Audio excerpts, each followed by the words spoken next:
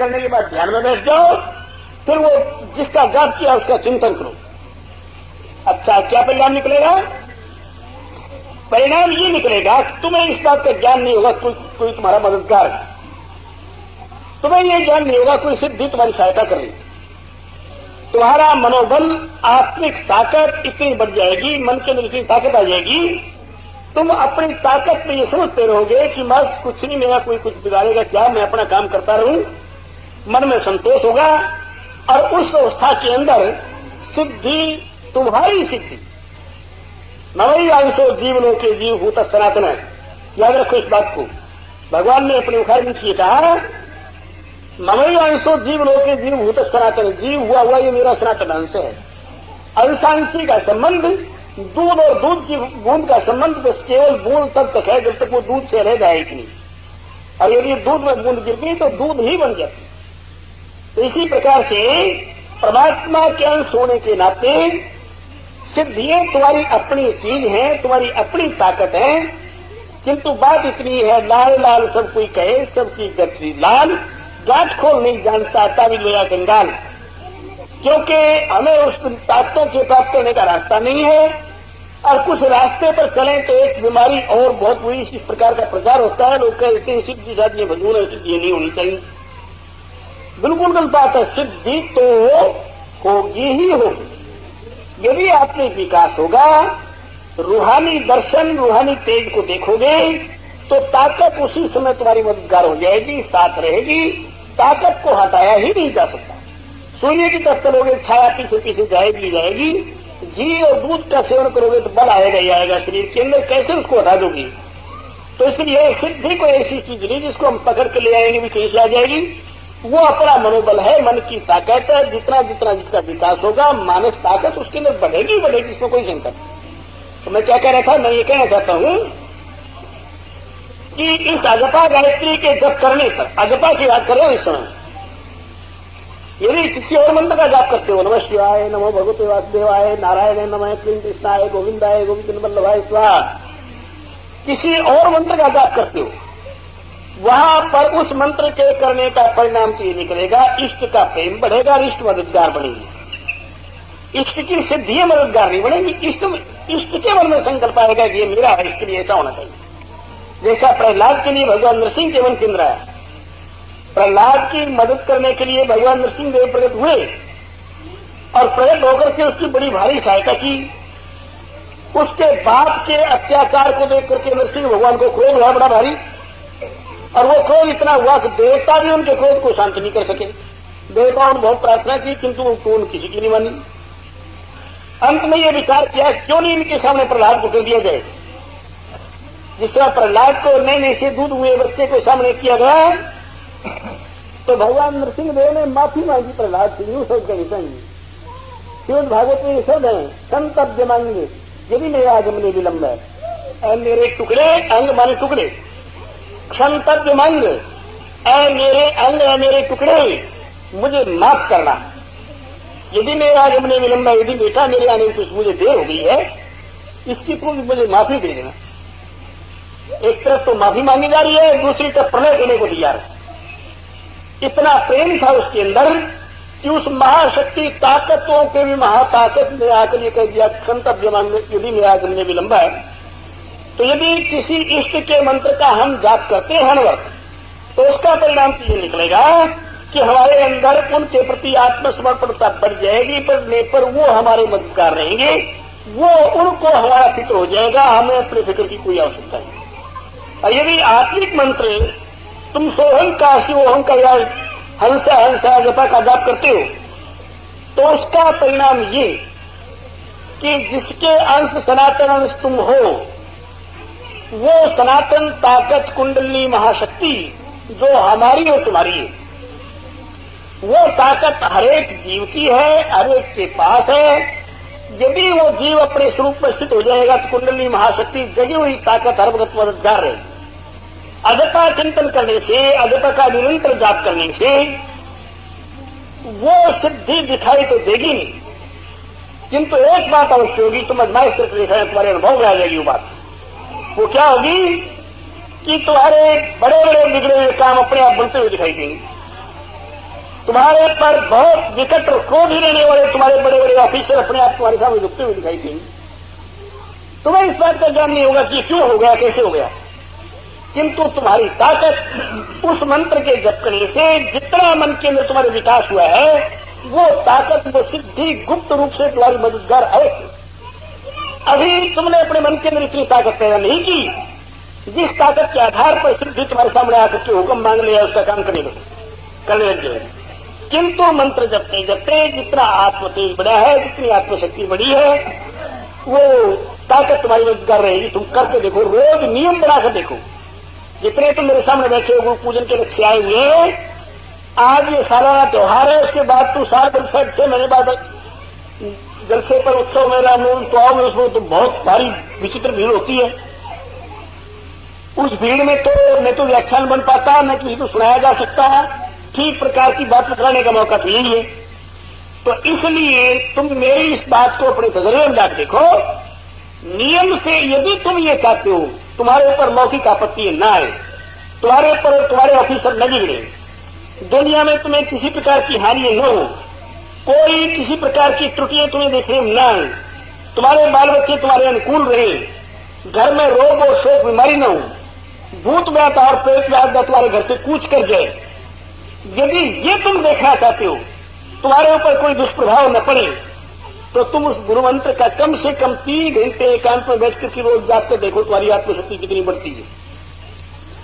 यदि तुम ऐसा कर लो, भगवान तुम्हें ऐसा मौका दे दे कि साल में 1 महीना या 2 महीने का एकांत वास का प्रोग्राम बना करके अपने घर में ही, और तुम कुछ मत करो, सुबह 4 बजे उठ जाओ, 1 घंटा सोच स्नान में लगा दो, 5 से 8 बजे तक उस मंत्र का जाप करो, 1 घंटा ध्यान करो, फिर उस मंत्र का 3 घंटे जाप करो, फिर 1 घंटा ध्यान करो, फिर 3 घंटे जाप करो। इस प्रकार से 5 बजे तक का समय लगा दो। इस प्रकार 1.5-2 मिनट लगाने के बाद तुम्हें यह अनुभव आ जाएगा कि वो उस मंत्र की ताकत अर्थात तुम्हारी अपनी ताकत, उस मंत्र का अर्थ है अपनी ताकत की जागृति, वो अपनी आत्मिक ताकत तुम्हारे सभी लौकिक और परलौकिक कार्यों के अंदर खुद ब खुद मददगार हो जाएगी।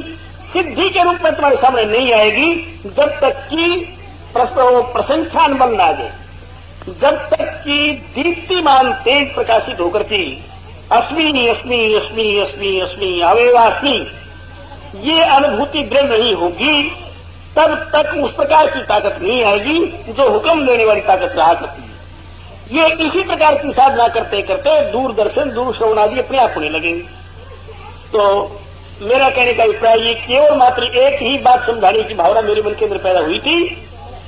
अब समय भी काफी हो गया है, पंगति होनी है, भोजन भी होना है। यही बात मैंने समझानी थी। यदि तुम अपनी ताकत से अपनी मदद चाहते हो तो उसकी जागृति के लिए तुम अपने नियम बनाओ। श्वास प्रश्वास से नहीं जप सकते, बैठ करके 2-3-4 घंटे अपने मंत्र को जीभ से जपो, उसके बाद तुम्हें तजर्बा हो जाए। असल में तजर्बा अब भी हो रहा होगा जो करते होंगे ऐसा, जो नहीं करते हैं वो करके देखो। करने के बाद वो देखेंगे कि उनके ऊपर कोई आपत्ति नहीं आएगी, कोई दुख नहीं दे सकेगा, उनका मन की ताकत दूसरों पर उनका अपना प्रभाव पड़ने लगेगा। ये 3 उपाय में सिद्धियों के बतलाए, या तो समाहित चित्त होकर के उस प्रकार सिद्धियों को स्थित हो जाए, या इस देह के प्रति इतना ज्यादा प्यार हो। ये घरों के अंदर विचारी देवी प्रभु जी का पूजन करती हैं, आरती करती हैं, प्रेम में विभोर रहती हैं, उनके चिंतन में उसका परिणाम ये निकलता है। कोई कुछ बताती है, कोई कहती है प्रभु जी यूं दिखाई दिए, कोई कहती यूं हुआ, इस प्रकार हुआ, नाना प्रकार की घटनाएं होती रहती है क्योंकि प्रेम रहता है इसका मन के अंदर। ये तीसरा प्रकार मैंने बताया ये कि जो अजपा गायत्री से संबंध रखने वाला बल है, अजपा के जपने से अपनी ताकत की जागृति होती है, और वो अपनी ताकत जिसमें मनुष्य एक बार भी कहता तब से उसकी मददगार बन जाया करती है, व्यक्त रूप से चुकी हो जाएगी। इसलिए ये भली बात है, किंतु एक बात और भी इसमें थोड़ी सी समझा दूं। श्रद्धया लभते ज्ञानम तत्परा संयत इंद्रिय, श्रद्धा के आधार पर जब करोगे करोगे, किंतु बराबर अनवर्त चलते फिरते उठते बैठते मंत्र का जाप करते रहो। और दूसरी बात ये रखो कि अपने मन पर कंट्रोल करके इंद्रियों का निग्रह करके भीतर के खजाने को जमा रखने की ताकत अपने अंदर बनाए रखो। वो भजन किसी काम का नहीं कि हमने भजन शाम तक किया, शाम को उठते ही लड़ पड़े किसी से जोर से, क्रोध में सारी शक्ति निकल गई। हमने सारा दिन भजन किया, रात को किसी प्रकार का कोई और किसी प्रकार के चक्कर में पड़ गई, किसी प्रकार की और, तो वो शक्ति का संचय सब जाता आता रहे तो मन के अंदर ताकत का विकास नहीं होगा। इसलिए श्रद्धा लभते ज्ञानम तत्पर है, श्रद्धा पूर्वक ज्ञान की प्राप्ति होती है, फिर जो बराबर लगे रहे। और तीसरा संयत इंद्रिय, इंद्रियों पर कंट्रोल करके जो 1 महीना 1.5 महीना इस मंत्र का अनुष्ठान करेगा, सिद्धि उसकी मददगार हर वक्त रहे। और जो कुर्बानी करके लंबा समय निकाल करेगा तो उसको इंद्रियानी प्राण्याहु आदि कोर्स अपने आप तय होने लगेंगे बिना कहेंगे। इसलिए इस पूर्णवासी का बरस दिन के बाद का आज ये एक संदेश सुनाने के लिए मेरे मन की मेरी लहर की पैदा हुई। मैंने तुम्हें ये बतलाना था कि तुम ये समझो, तुम अपने मन के अंदर सोचते होगे, मेरे सामने एक बात आई थी आज शाम को। मेरे किसी बच्चे ने जो आजकल यहां नहीं है, चला गया है, उसने कहा महाराज जी मेरा क्या किया। अब कौन बताए क्या किया? भले मानस किया और तेरा मन भी जानता किया। तुम्हारे अंदर इस प्रकार का विकास हुआ, उसका भी ज्ञान हुआ, उसको ज्ञान भी इस प्रकार का, किंतु मन में लहर कह दिया, मुझसे कोई ऐसी बात नहीं। हमारे टाट वाले बाबा हैं, कितना विकास शास्त्रों से हुआ। यहां बैठे रघुनंदन प्रसाद, और यहां बैठ करके वो सफेद वाले रामचूप शास्त्री आए दीक्षा लेने के लिए। कहते हैं शास्त्री को दीक्षा जल्दी जल्दी करो, जल्दी जल्दी जल्दी। कहते क्यों महाराज, क्या बात है? मैं जल्दी दीक्षा ले लूं कि कोई बात महाराज, अब बस दीक्षा ले बात कर रहा, जल्दी दीक्षा ले ली। उन्होंने दीक्षा ले ली। दीक्षा लेने के बाद कहते हैं महाराज अब बतलाओ, घड़ी देखो क्या बजा कि 12:05। 5 मिनट हो गए कहा कि तेरी स्त्री प्रसव कर रही है, इस समय बच्चा पैदा हो रहा है, पेट से बाहर आ रहा है, सूतक लग गया तेरे ऊपर, अब पैसे हट गया।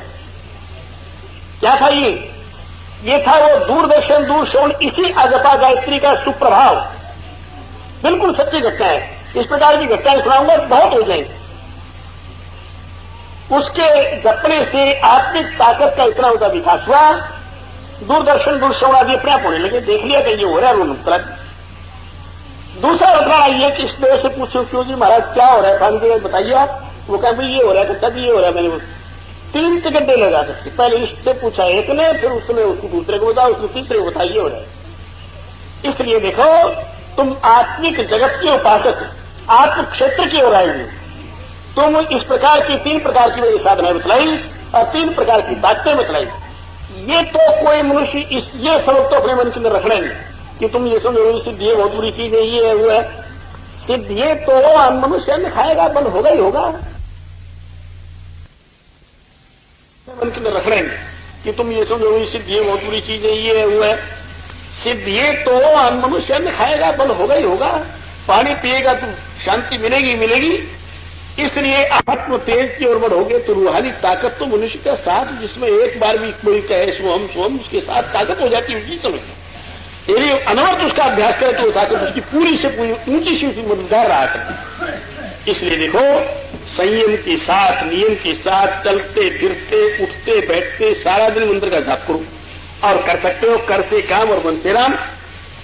दिन में अपने दफ्तरों में कार्य भी करते हो और कार्य करने के बाद अनवरत मंत्र का जाप भी करते हो। उसके बाद 2-3 घंटे बैठ करके ये सोच करके कि मैंने गुरुदेव की आज्ञा का पालन करना है, हुक्म है उनका। गुरुदेव की देखो, गुरुदेव के शरण में जब सिर न झुकाए तब तो तुम्हारा स्वतंत्र अधिकार, कुछ करो, किसी से लड़ो झगड़ो चाहे कुछ करो, कोई भी न करने वाला नहीं।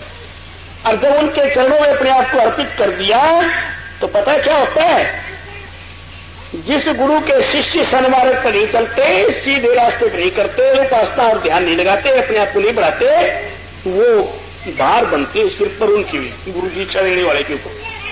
तो इसलिए यदि ये समझते हो कि गुरु आज्ञा पालन करना कोई मायने रखता है और उसका अर्थ हुआ करता है, तो कम से कम 3 घंटे रोज मंत्र का जाप करो। चलते फिरते उठते बैठते हर वक्त जपो और उसके परिणाम स्वरूप तुम सुखी हो। तुम्हारे ऊपर किसी का उपचार नहीं हो सकेगा, किसी का प्रभाव नहीं पड़ सकेगा। तुम्हारी ताकत तुम्हारी मददगार होगी। स्वाभाविक प्रेम की लहरें तुम्हारे अंदर आने लगेंगी, शुद्ध प्रेम की, और उसके प्रेम के अंदर पूरा पूरा विकास होता चला जाएगा। इसलिए अपने मन से मेरी इन बातों को सोच करके जो इस मार्ग में चलने का प्रयत्न करेगा अवश्य प्रभु की कृपा होगी, सबका भला और कल्याण। अब श्री प्रभु जी की आरती करेंगे। आरती करने के बाद भोजन तैयार हो चुका है। एक बात अवश्य करना और वो एकदम बैठ जाना सारे, क्योंकि तुम्हारे भाई है परसने वाले।